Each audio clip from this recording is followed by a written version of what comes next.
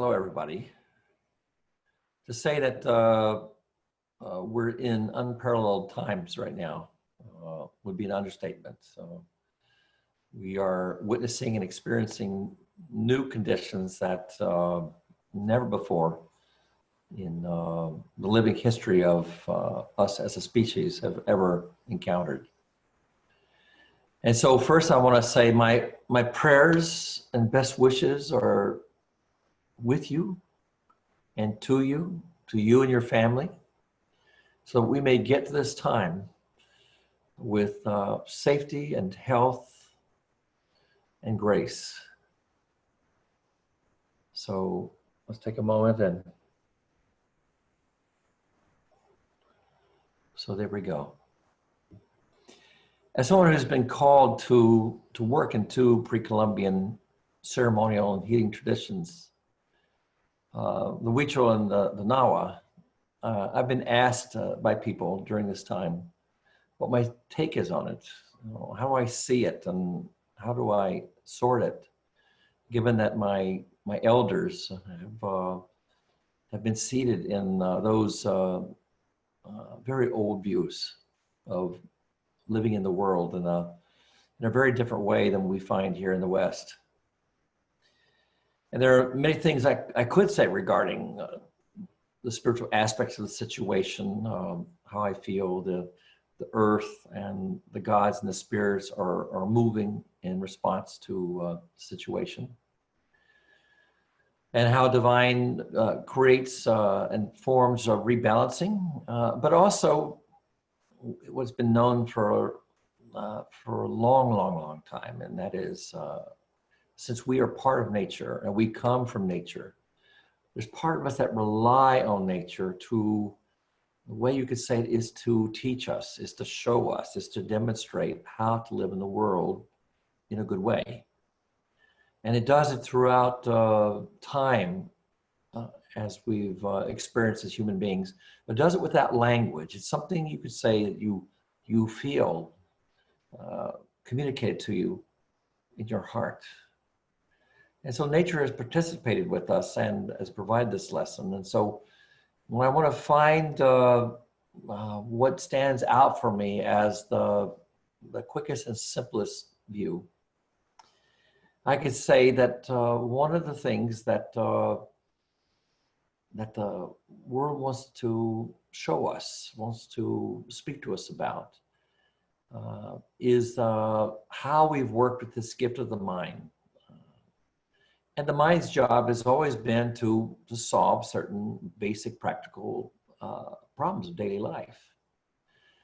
And when we run out of that problem solving, we know where we really need to reach to is to this unimaginable mystery that is the manifestation of everything you see and beyond what you see. And it's the existence itself that we find ourselves living in, that we woke up into it. And so our ancestors and forebears have forever, when they've met great difficulties, but they have frequently met great difficulties in the past.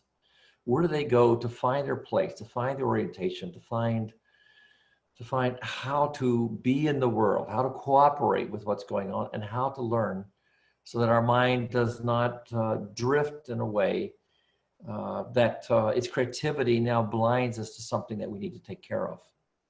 And that's where divine and nature become an extraordinary teacher for us. And so one of the things that can be pointed out that's fairly straightforward, and that is as time has moved forward, and particularly in the last 200 years, our capacity to solve these problems of basic human needs has exploded. And we've experienced, even in the last 20 years, incredible change. Rather than the difficulties of our ancestors, nowadays we move rapidly with cars and trains and planes, and food is plentiful. You know, we're not out there hunting or growing our own crops. We just kind of float through a world of, well, we have air conditioning, heating, We have pharmaceuticals. We have iPhones. We have iPhones and computers, and you know, with enormous information and communications at our fingertips, like never before has this been around. But rather than working with the world like we've done in the past, which means you reach out to this mysterious divine that is existence itself, bring that down into your heart. Your heart understands a way to feel and to transmit to you without language. And then what we do is through our heart, then we inform our mind. And from there, we can move forward in a good way. And as time has gone on, we have relied more and more and granted more and more authority to the engineering, science, societal organization to solve our problems.